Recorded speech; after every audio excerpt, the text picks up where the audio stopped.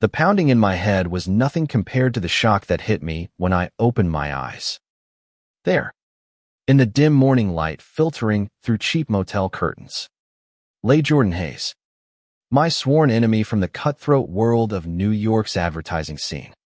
His arm draped possessively over my bare waist, as if we'd shared a lifetime of secrets instead of years of sabotage. I froze, naked and exposed, realizing with a gut-wrenching twist that last night's blackout party had blurred the lines between hate and something dangerously close to desire. My name is Alex Rivera, and I've spent the last 3 years clawing my way up at Apex Creative, only to have Jordan undercut every pitch, steal every client, and mock every idea I ever had. He was the golden boy from the Ivy League, with his perfect smile and ruthless ambition, while I was the scrappy kid from Brooklyn who fought for every inch. But now, here we were, tangled in sheets that smelled of whiskey and regret. And as I tried to slip away, his grip tightened, pulling me back with a murmur that sounded almost like my name. Panic surged through me. What the hell had happened?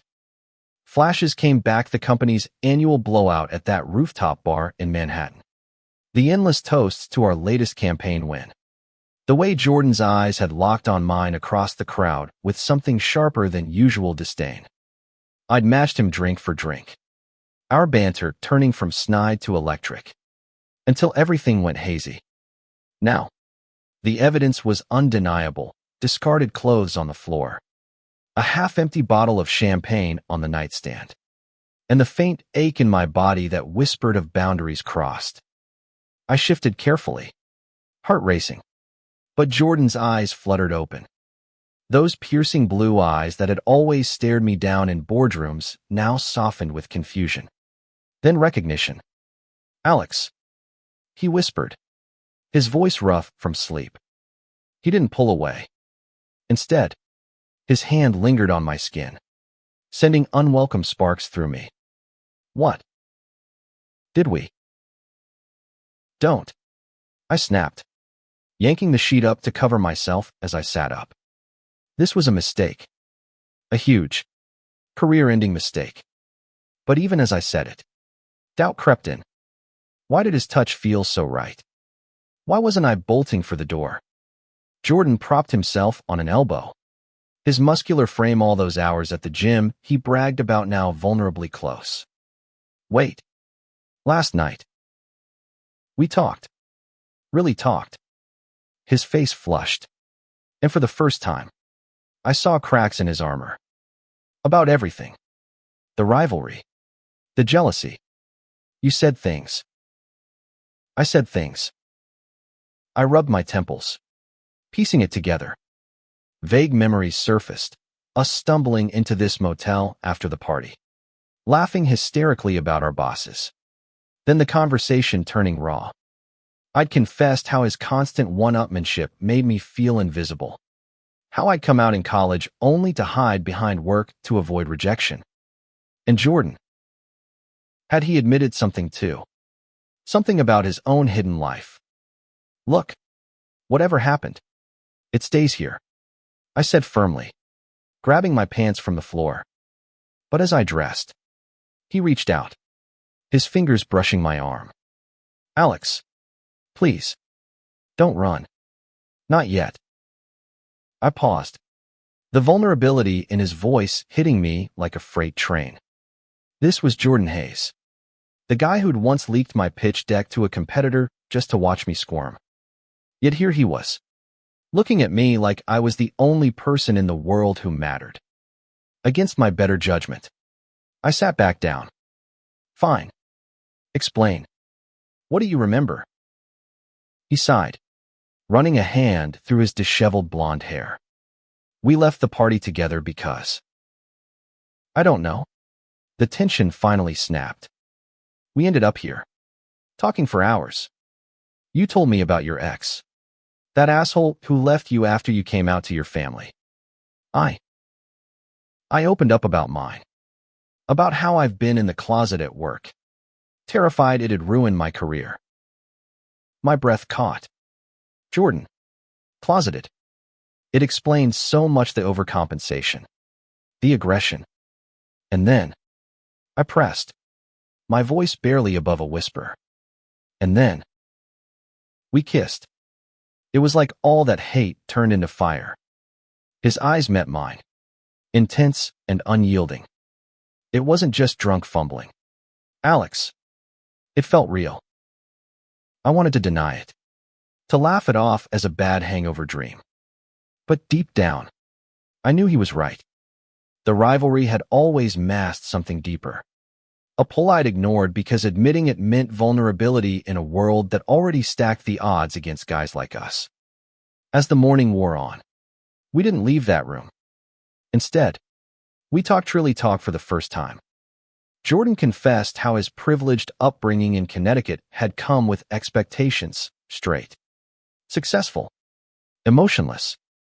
Coming out to his conservative parents would mean losing everything. So he buried it under layers of ambition, targeting me because I was out and thriving despite the odds. "You scared me," he admitted. "You were living the life I wanted but couldn't have."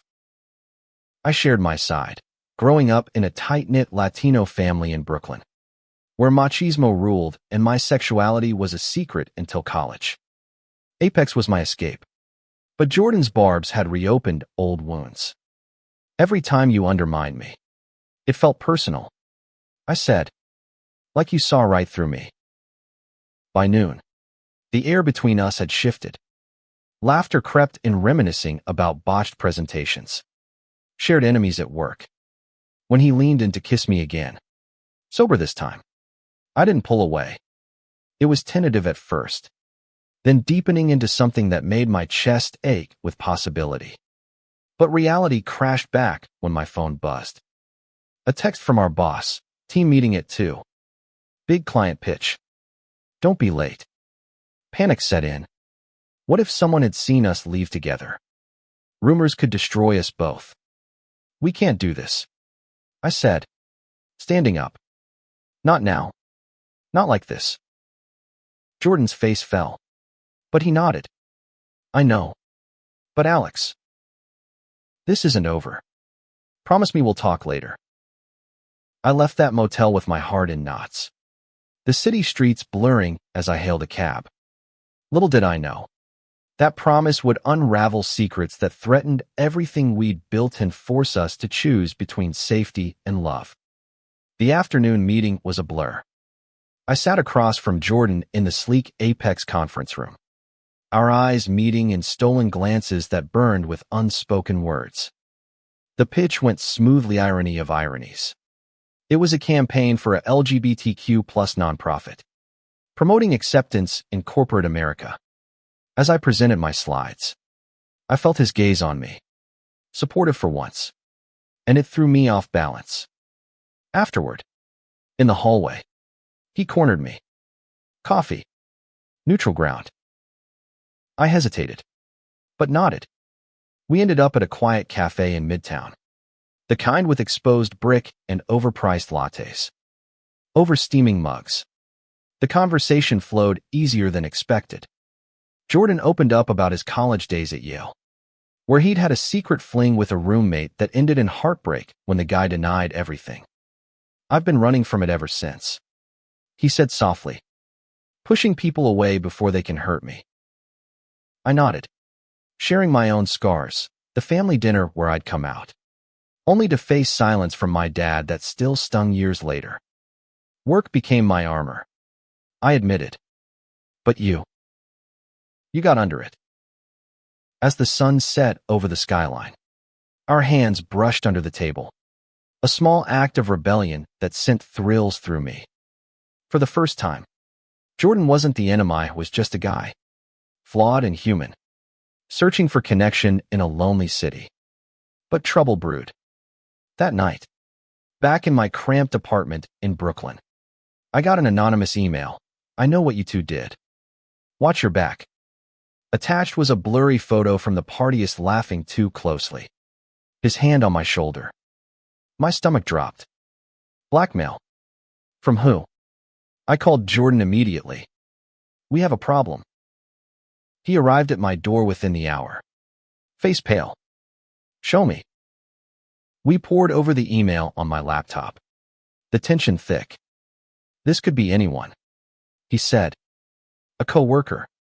Someone jealous. As we brainstormed, the proximity reignited the spark.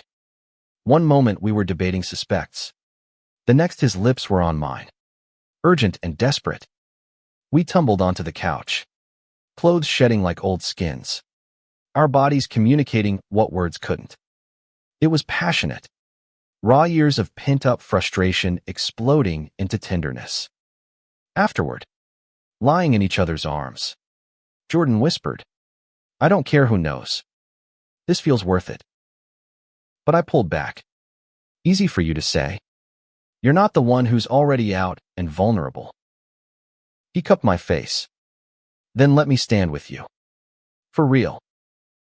The next day, the threats escalated. Another email. Resign or everyone sees more. This time, a video clip us leaving the party together. Staggering and laughing. Paranoia set in. At work, every glance felt suspicious. Was it Mia, the ambitious intern who'd eyed my position?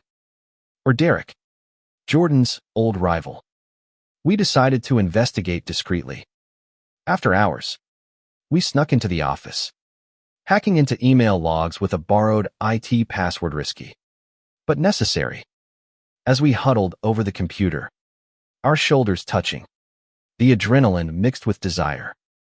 Got it, Jordan whispered. The IP traced to our boss's assistant, Carla. Jealous of our rising stars. She'd been spying to leverage power. Confronting her the next morning was tense. In the break room, we laid out the evidence.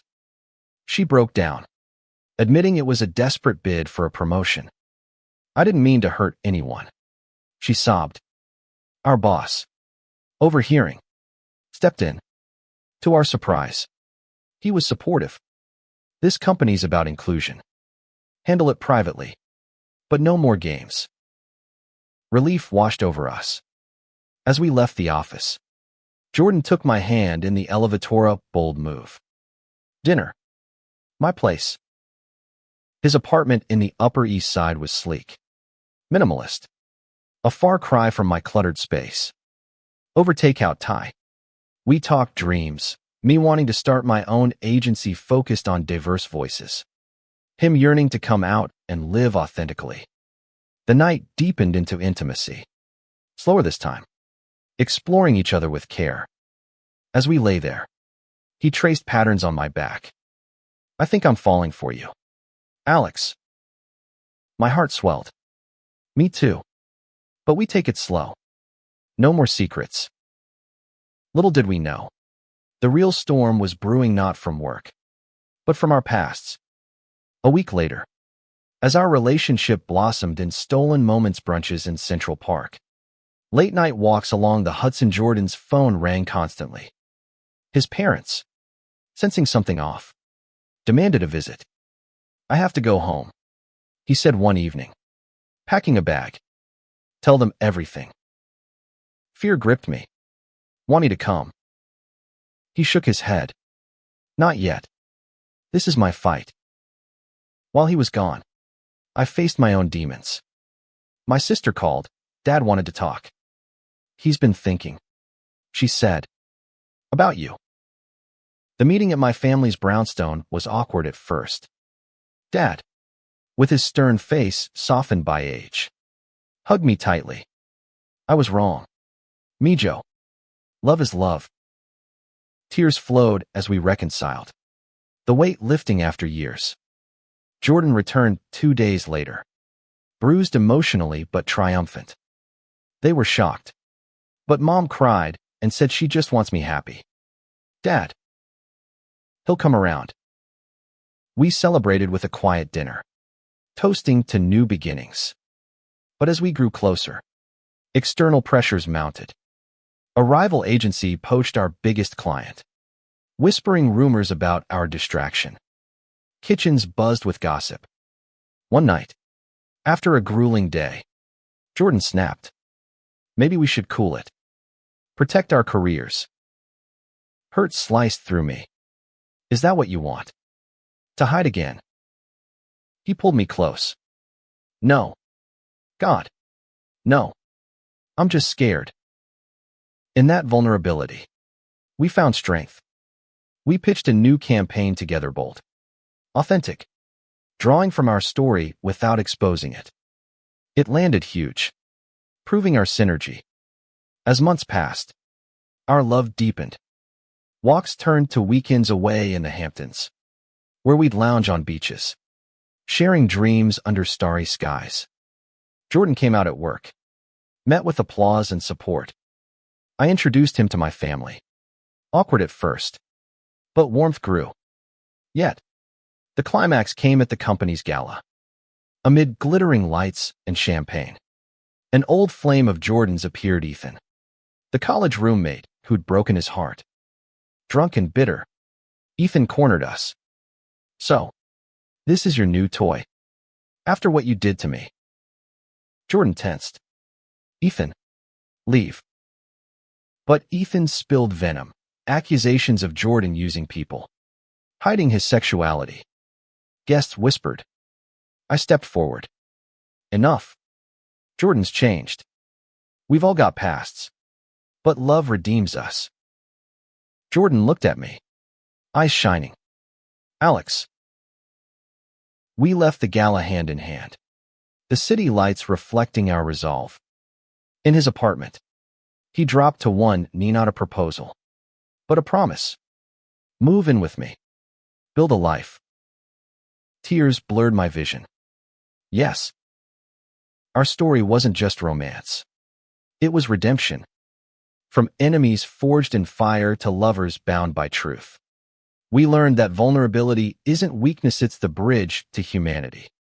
In a world quick to judge, we chose authenticity, inspiring others to do the same.